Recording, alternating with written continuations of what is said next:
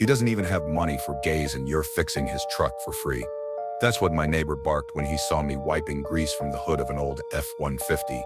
The man who owned it, then quiet and walking with a limp, didn't ask for help, just needed to get home. So I fixed it. Anyway, no invoice, no name. Next morning, 7 black SUVs blocked my driveway and a man in uniform stepped out saluting before he said a word. If you believe real honor rides on 4 wheels in silent hands. Comment respect below. Russ Walker, 61, runs a 1-bay garage in a town where people know his coffee before they know his name. The kind of place where the coffee pot is always on, always too strong and always free. If you're willing to listen to stories about carburetors in the golden age of American muscle cars, he fixes engines, transmissions and sometimes fences if you ask nicely. His hands tell his story better than words ever could. Calloused, oil stained with permanent black crescents under each fingernail. Hands that have pulled apart and reassembled more engines than most people will ever drive. The garage itself mirrors Russ's personality, unassuming but reliable. Cinder block walls painted industrial gray. Decades ago, one rolling bay door that protests with a metallic groan each morning, and tools organized in a system only Russ fully understands. One evening right before closing, a beat-up F-150 rolls in coughing smoke. The blue paint has faded to a memory. The rear bumper hangs slightly askew and passenger side mirror is held on with electrical tape and hope. The driver, older man, early 70s, thin jacket, despite the autumn chill. Quiet tone, don't have much, just need her to run. I can't walk another mile. Russ looks at him, sees the limp, the faded tattoo on his wrist. US Army, the way he pats the truck's hood. Not with frustration, but with apology, like you might comfort an old dog that can no longer keep up. Leave her overnight, Russ says, wiping his hands on a shop rag. I'll take a look.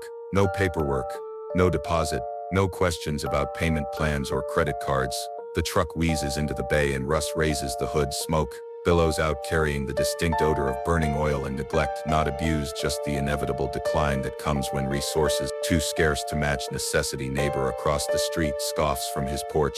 You know he's not paying you right. Derek Mills, who's made it his business to comment on everyone else's, who measures worth in dollars and considers kindness a form of weakness. Russ doesn't reply, just nods and gets work. Some conversations aren't worth the breath they require. Some judgments don't deserve acknowledgement. He replaces the belt that's worn thin as patience patches the radiator that's been leaking steadily for months. Tightens bolts with care, not pity. Drains and replaces oil thick as molasses. Changes filters clogged with dust from roads that never saw pavement. Each repair done with the same attention he'd give to the mayor's SUV or the doctor's sports car by morning. The truck purrs like it remembers who she used to be, like something long forgotten has suddenly returned. The old man comes back, eyes tired but clearer than the day before. He stands quietly listening to the engine with the focus of someone who understands what smooth operation means. Reaches for a worn wallet, the leather cracked at the folds, thumbing through what few bills remain. Inside Tommy, Russ slides it back, already paid, not with money but with something else. Something that doesn't fit in cash registers or show up on balance sheets. Something about service and sacrifice and the wounds we carry long after uniforms are folded away. The old man doesn't argue, just nods, the slight movement carrying the weight. Understanding between men who recognize value beyond dollar signs, who understand that some debts can never be repaid with currency, only acknowledged through respect. He climbs slowly into the cab, wincing slightly as his right leg takes weight. The door closes with the solid thunk of Detroit steel. From an era when things were built to endure, the engine rumbles steady, now ready for whatever road lies ahead.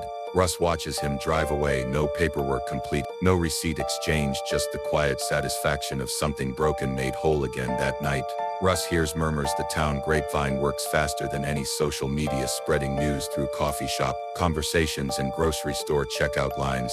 He's a sucker for sob stories. Probably fixed trucks for free.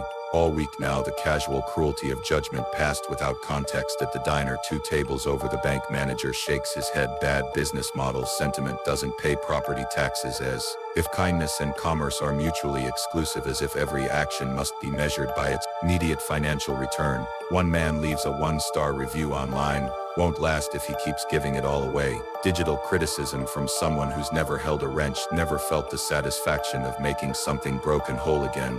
Russ reads it on his ancient computer, shrugs and closes browser. Stars on screens matter less than the real ones. He sees when he closes up shop past sunset. Reviews matter less than the relief on faces when engines start, when mobility is restored. But Russ sleeps fine, not the shallow rest of those who question their choices.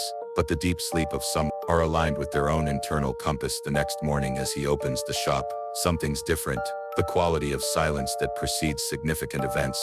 7 black SUVs line the road, tinted windows, engine heat still rising in the cool morning air. Not local vehicles, not lost tourists, something official, something purposeful. Doors open in sync, the choreographed movement of people accustomed to protocol and precision.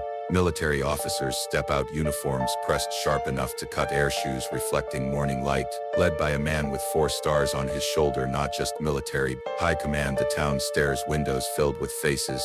Pedestrians stop mid-stride. Conversations pause mid-sentence, the collective recognition that something extraordinary is unfolding in ordinary space. The general approaches with a firm step and a softer voice. Not theatrical authority, but quiet confidence. Mr. Walker, yesterday you repaired a truck that belonged to Sergeant Ellis Hendricks. Russ nods slowly, wiping his hands on his shop rag. Didn't know his name, the simple admission containing no regret, no embarrassment. Some connections transcend formal introduction. The gent salutes, not the casual gesture civilians sometimes offer, but the precise movement that acknowledges genuine respect. You knew enough, something passes between them, understanding that requires no elaboration, the recognition of shared values expressed through different forms of service. He turns to men, bring it out, the command given quietly, but followed instantly. A folded flag, crisp triangles of red, white, and blue, a shadow box containing medals. Russ doesn't recognize but instinctively respects a letter from the Department of Defense official, seal catching morning light, all placed with solemn care on Russ's workbench. The town watches silent. Some remove their hats, others wipe their eyes, the collective recognition that something significant is happening, though few understand exactly what or why. Across the street, Derek Mills stands on his porch, coffee mug frozen halfway to his lips, his earlier judgment and confronted by new context. New information that rewrites his understanding. Sergeant Hendricks passed away last night. The general says, voice steady but edged with something personal. His son found him in his chair, engine running in the garage to keep him warm. Your repair gave him one last night of comfort. Russ's expression doesn't change, but something shifts behind his eyes.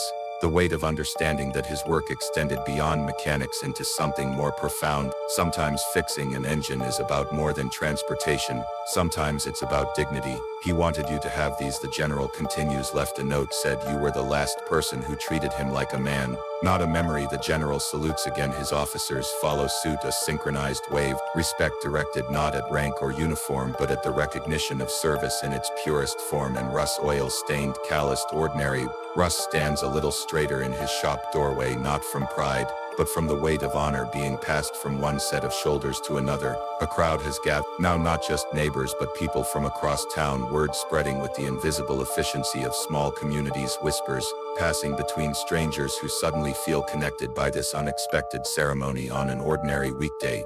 You believe respect should be repaid without fanfare. Subscribed Steel Heart Stories. Now turns out Sergeant Ellis Hendricks wasn't just a vet. He was part of a classified convoy that saved a village in Kandahar, the kind of mission that doesn't make headlines, but changes history for those involved, the kind of service that happens in shadows, but casts long light. After retirement, he vanished from records, choosing a life of silence over ceremony. No parades, no speeches, no public recognition, just quiet integration back into civilian society, carrying memories too heavy to share and experiences too complex to explain. But he was still tracked, not by cameras but by brothers in arms who never forgot, the invisible network of those who served together, who understand that bonds formed under fire don't break under time or distance, who recognize that some debts can never be repaid, but must always be acknowledged. You were the first to see him without asking who he was. The general says, not an accusation against others but recognition of Russ's particular gift, the ability to respond to need without requiring narrative, to offer respect without demanding credentials. They offer to pay Russ a substantial amount, mentioned in careful terms, the government's attempt to quantify something that exists beyond financial measure. He refuses, not from pride or principle but from understanding that some transactions change their meaning when money enters the equation, that some actions remain purest when they stand alone, unmixed with compensation. The general smiles, not surprised, just confirmed in his assessment. That's why we came. The acknowledgement that Russ's refusal was expected, even honored. By evening, a new sign is bolted above the shop, Hendricks Bay, where no engine or man is left behind. Not Russ's idea, not his words, but his permission given with quiet nod. understanding that sometimes individual actions become community symbols. Donations pour in, not money, tools, uniforms, sign, patches. Thank you notes from bases across the country, the physical manifestations of gratitude that can't be expressed. Traditional means, objects carrying stories, memories, connections that transcend their material value. Russ keeps working, keeps quiet, but his eyes tell stories now. The subtle shift from someone who fixes machines to someone who understands his place in something larger in town. Perceptions change, not dramatically, not with announcement, but in the subtle ways. Communities recalibrate their understanding, nods of respect where once there were dismissive glances, conversations that acknowledge depth previously unrecognized. Even Derek Mills crosses the street one afternoon, awkward but determined, extends a hand still soft from office work, meets eyes that have seen both engines and men at their worst and helped restore both. No apology offered or expected, just the simple acknowledgement that judgment had been passed too quickly, and in that handshake, something shifts in the town's atmosphere. The recognition that sometimes value exists where we least expect it, that worth often hides beneath ordinary surfaces, waiting for circumstances that reveal rather than create it. That respect once earned transforms, not just its recipient, but those who witness its expression. The black SUVs returned. They didn't need to. Their presence was never about ongoing recognition, but about momentary connection. The acknowledgement, complete the circle, closed the respect, properly placed where it belonged. But the old truck does once a month, driven by Hendrix's son, a man in his 40s with his father's and a newer version of his father's limp. He said this place made him feel seen again. The simple explanation offered without elaboration, understanding that Russ would comprehend the depth beneath the surface. No formal arrangement, just regular oil changes and occasional maintenance. The continuation, connection through mechanical means. The understanding that some relationships persist through objects and imbued with meaning beyond their function. The garage becomes a quiet symbol, not a shrine, not a monument, but a place where certain values are understood without requiring articulation. Veterans stopped by, some for oil changes, most for the feeling, the comfortable presence of someone who sees them as complete human beings, not walking collections of war stories or political symbols. No disc offered or expected, no special treatment beyond the special treatment. Russ offers everyone careful attention to their vehicles, quiet respect for their presence, the recognition that brings people back to his bay when newer, faster, cheaper options exist elsewhere. On the wall hangs a frame with 4 words: he fixed more than trucks. Gift from a family Russ never met, connection to a story he never heard, but the words resonate with truth. He recognizes that applies not just to Hendrix, but to his own understanding of his work. Russ never changes his sign, never charges more, never leverages his moment of recognition into business advantage or personal promotion. The integrity that drew respect in the first place, continuing unchanged, uninfluenced by external acknowledgement. His hands still tell his story, still calloused, still stained with the permanent shadows of oil and grease, still capable of diagnosing problems through touch, of sensing what machines need to function correctly, still connecting to the physical world in ways increasingly rare in digital society. And every time someone asked why he helped that old man, he just shrugs and says, because no one else did. The simplicity of the answer matching the simplicity of the action. No elaborate justification, no complex moral framework, just the basic recognition of need and the capacity to address. Under the hood of the F-15, Russ had found something unexpected. A small American flag, faded, but carefully folded, tucked beside the air filter. He'd left it there, understanding its purpose without requiring explanation. Some talismans work through presence rather than visibility. Now, years later, keeps his own talisman, a single bolt from Hendrix's truck, worn smooth from years of engine vibration, carries it in his pocket, fingers finding it during quiet moments, not as reminder of recognition received, but of connection made. That engines, like people, sometimes just need someone to believe can run again. Subscribe to Steel Heart Stories if you believe some garages hold more honor than any marble monument.